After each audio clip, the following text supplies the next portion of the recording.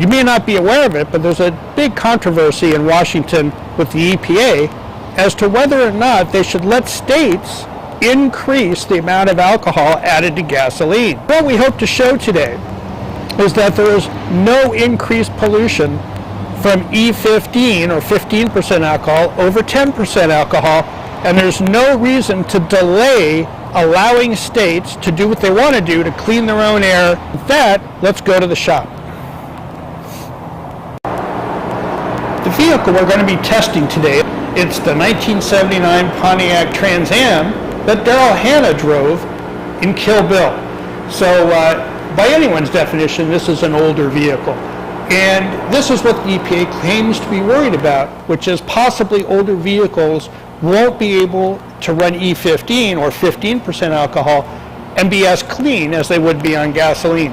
So we're going to run tests today on this vehicle with gasoline, E10, which is currently permitted, and E15, which many states want to use. So let's talk to Bob Butler, who will be performing our test today, and we'll be using his equipment in this California state certified smog testing station. How you doing, Bob? Good, David. Good to see you. Great. So why don't you tell us a little bit about the equipment we'll be using to test the car today and why we should trust these numbers? Well, like you said, this is a California state certified smog inspection system. It's a worldwide environmental product, emissions analyzer. It's certified by the state of California to test the emissions on every vehicle that comes through here. So what will we be looking at here as you do the test? What we basically have here is a four gas analyzer. We're going to be looking at hydrocarbons, CO, CO2, NOx. We'll be able to see our miles per hour.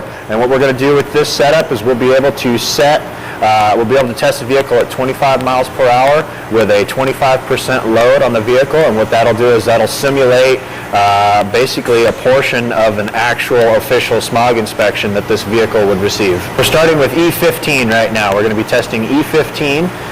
We're ready to go. We'll get the car warmed up and give her a go. Let's do it. All right. Thanks, Bob. Once the car is warmed up, it will go through its cycle of testing, and then we're going to go ahead and take samples in the last couple of minutes of running, because of course there's always a little variation. So at any 1 second there might be a slight up or down. So by taking samples every 30 seconds or so, Dave, is that what you figured? So we can take numbers over a period of time and then take the average, and that'll give us a more accurate reading, don't you think? Yeah. Okay.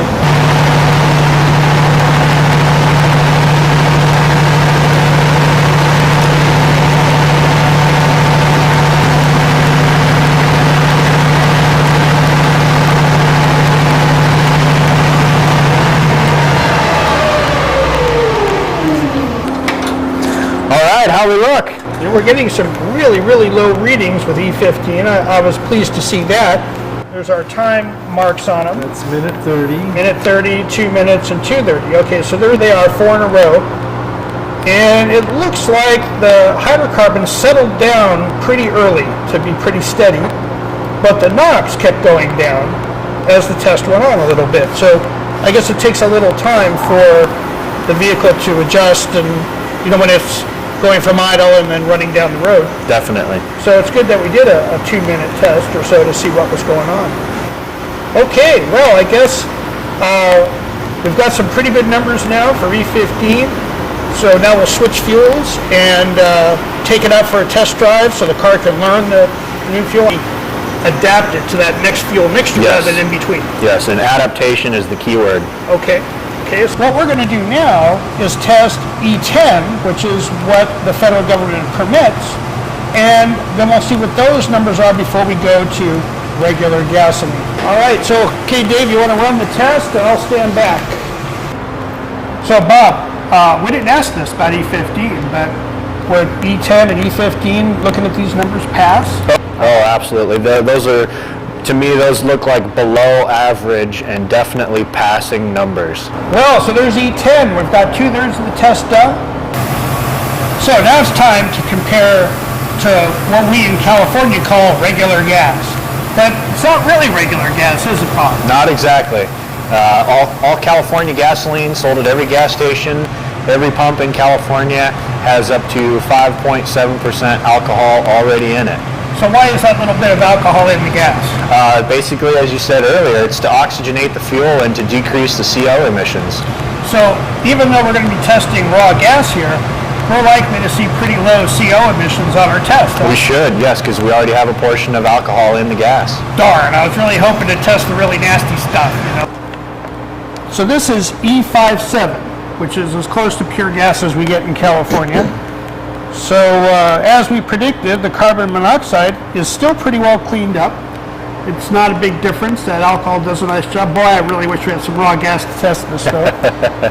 E10 and E15 are just a little cleaner than this, but we need to keep in mind too is that now we've driven this vehicle 2-3 times, and I mean we're definitely hot on our catalytic converters. So if anything, we've given gasoline a slight advantage. I think so, honestly. By doing gasoline last, I think we've given it an advantage by letting that cat be as hot as it is. So even with that advantage, though, it sure looks like there's not a heck of a lot of difference between E15, E10, and plain E57.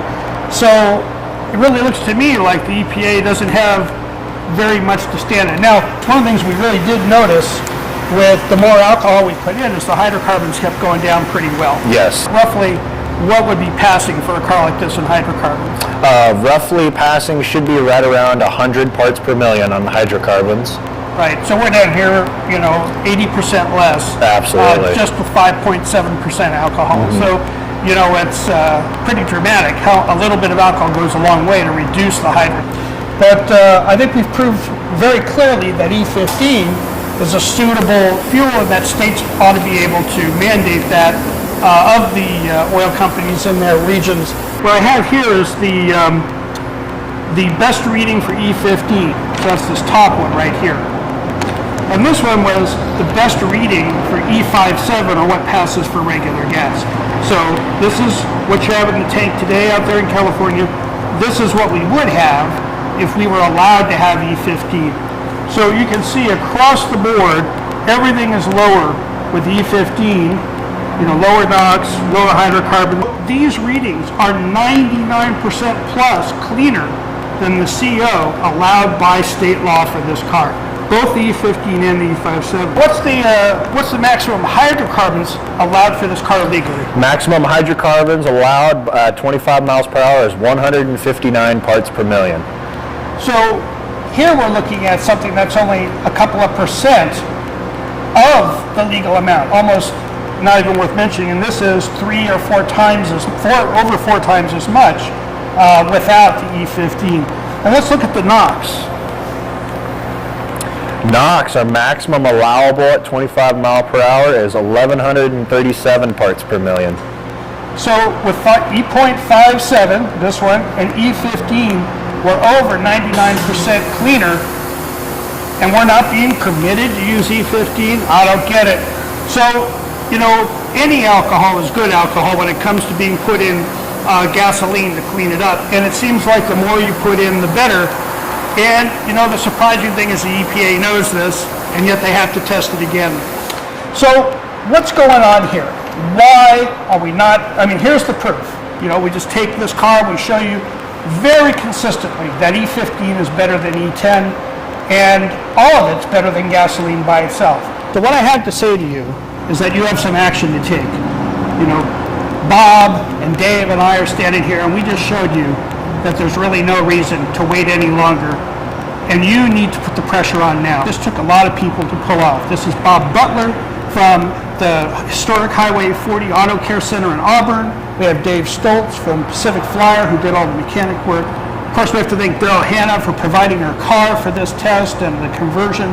So please take action today. My name's Dave Blume. You can learn more about me and my work at alcoholcanbeagas.com.